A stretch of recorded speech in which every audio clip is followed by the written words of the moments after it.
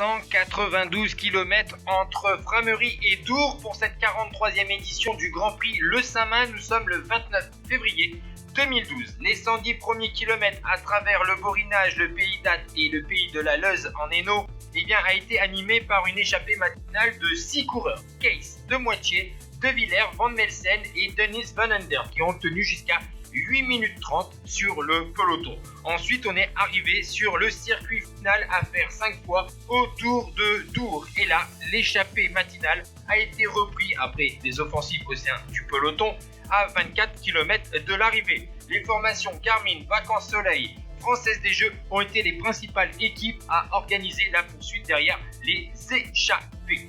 Et vous voyez que nous sommes à 3 km 400 de l'arrivée. On a vu une offensive de Miral Kwiatkowski accompagné d'un coureur de la Sojason et de la Katusha.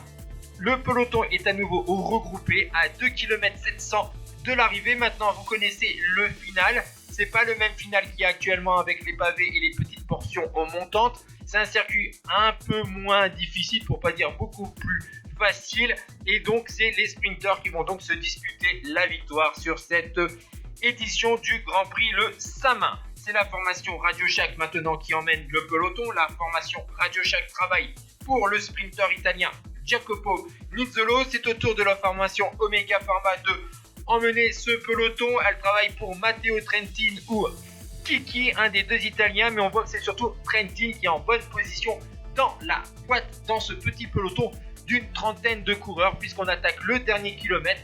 On commence à connaître ce dernier kilomètre. Tout d'abord 500 mètres en faux plat montant assez usant avant d'arriver à 500 mètres de la ligne, et là c'est un nouveau plat pour lancer le sprint. On voit bien positionner le champion des Pays-Bas, Pim Lichtar, qui travaille pour son sprinter belge Chris Buckmans, et on va voir que le train de la formation Française des Jeux va remonter maintenant au sein de ce petit peloton avec un gros travail de Michael Delage devant Yaoni Utarovic, le Biélorusse, et Arnaud Desmar qui est en 3e position.